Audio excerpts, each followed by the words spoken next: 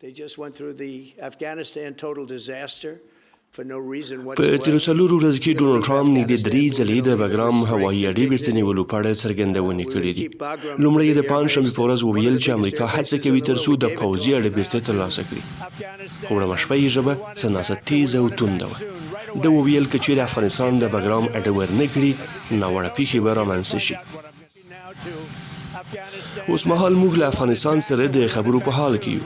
موږ غواړو هغه بیرته ترلاسه کړو، هر څومره ژر یې ترلاسه کړو. که چیرې دوی دا کار ونه کړي وګورئ چې څه کوم. بسم الله الرحمن الرحیم.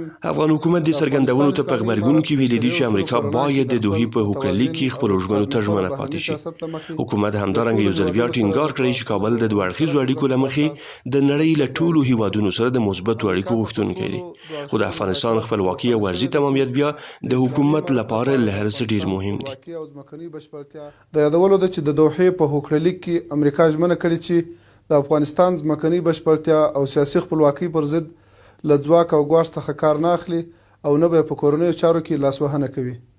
نو پکار ده چې دوی خپلو ژمنو ته پابند واوسیږي. د دوحې هوکړلیک په 2020 کال کې لاسلیک شو. په افغانستان کې یې د امریکایي ځواکونو او نورو بهرنیو ځواکونو 20 کلن شتون ته د پای ټکی کېښود. د امریکا او روسي سرتیري د 2021 کال د اګست په 21 نیټه له افغانستان څخه پښې سپکې کړې. اوس ډونالډ ټرمپ یو ځل بیا واک ته په رسېدو سره بګرام ته د راګرځېدو خوبونه ویني. کابل ویلي امریکا دې له تیرو ناکامو تجربو درس واخلي او له عقلانیت او رښتینولۍ دې ګټه واخلي. په دې اساس یو ځل بیا یادونه کیږي چې د تیرو ناکامو تجربو د تکرار پر ځای باید عقلاني او واقع بینانه تګلاره خپله شي. دلته هم د پوځ لوی درسیز وویل چې افغانستان له هیڅ زورواکۍ ویره نه لري او د افغانستان یوې لویشتې خاورې پر سر هم جوړجاړی ناشونی دی.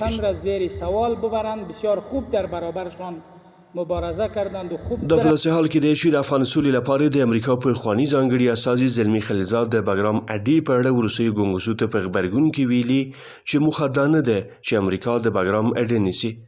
دا په داسې حال کې دی چې له دې وړاندې زلمي خلیلزاد ویلي وو که امریکا او افغانستان د بندیانو مسله حل کړی شي نو شونې ده چې د ترهګرۍ پر وړاندې د ګډې مبارزې لپاره پر بګرام اډې هم هوکړه وشي.